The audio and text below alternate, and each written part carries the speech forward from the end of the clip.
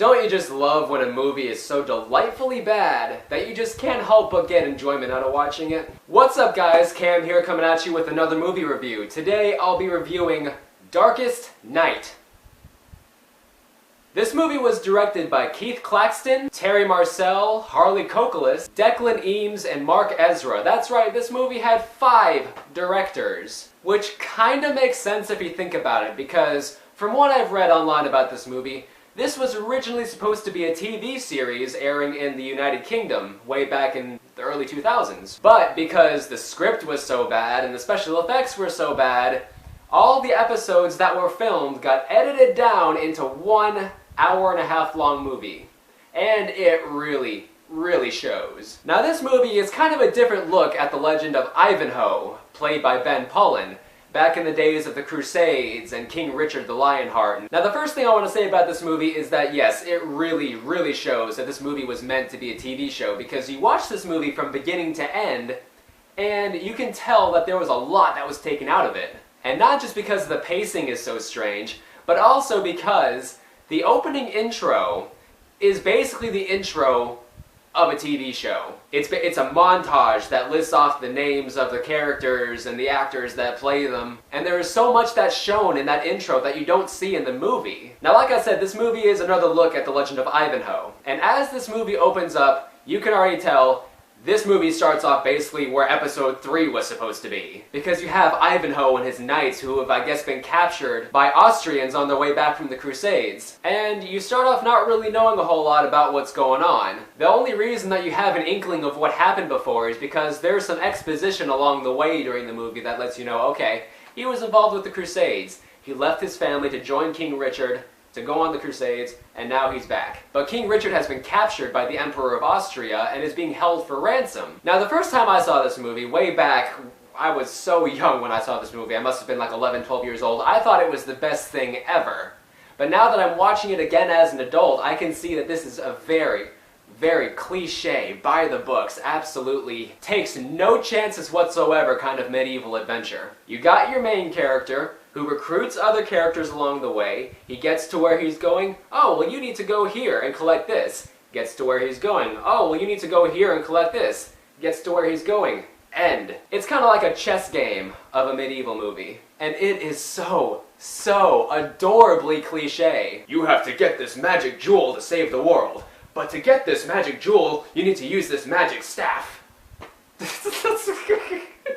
It's so funny. Now one thing I will say about this movie, despite the exposition, this movie does kind of a good job of world building.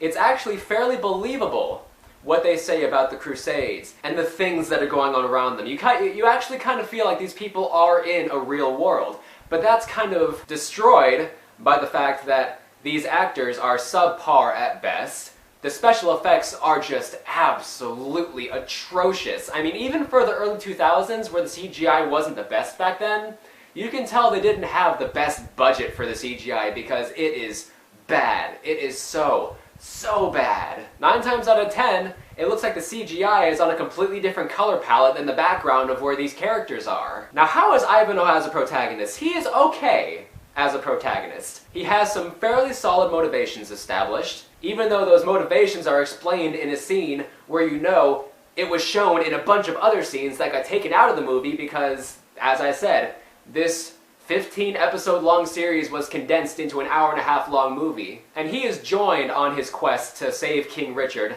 by a lady named Rebecca, played by Charlotte Cummer, who's this kind of fighter slash witch slash herbalist something.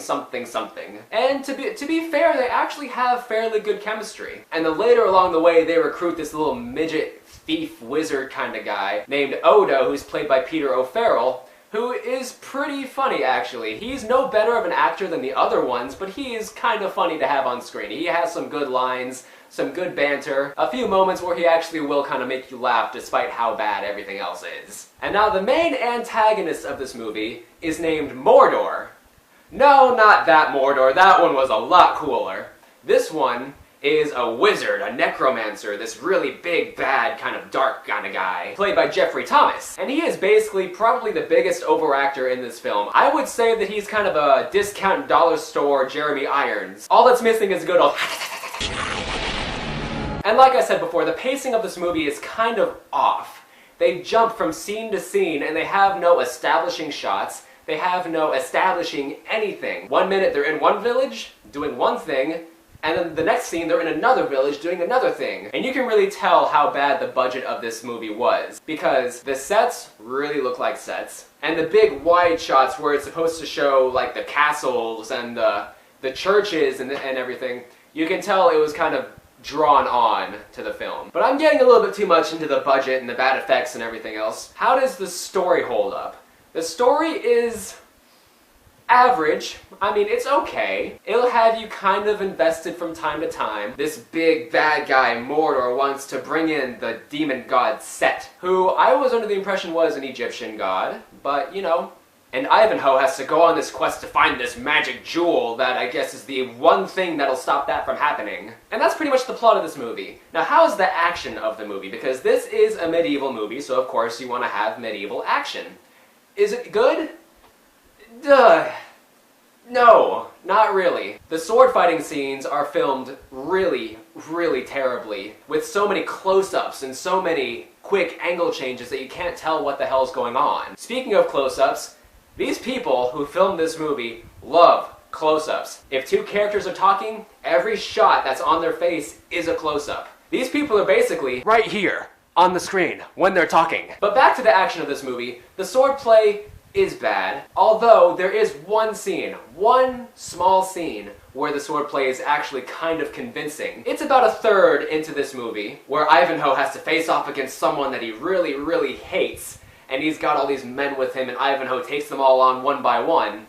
And it's okay, actually. There are some good wide shots where you can actually see what they're doing, and some of it actually looks somewhat convincing. And the ending of that scene where Ivanhoe faces off against this guy, there's supposed to be emotional tension there, but there just isn't. Because Ivanhoe really hates this guy. He hates him with every fiber of his being, but it doesn't show up in the battle at all. It's basically just a very standard sword-to-sword combat, and you know, it's okay, but it's lacking. But I'll be perfectly honest here, do I enjoy this movie? Yeah, I find some enjoyment in it. But the reason that I enjoy it so much is because, like I said at the beginning, it is so delightfully awful. It's like the dollar store version of Dungeons & Dragons, if you've ever seen that. And because this movie does have that enjoyment factor, I'm going to give it a 5 out of 10. A pretty average score for an average movie. Well guys, spoiler alert, I will be talking about my top 5 favorite scenes out of this movie, because as I said, I enjoyed this movie, so I have to have some favorite scenes.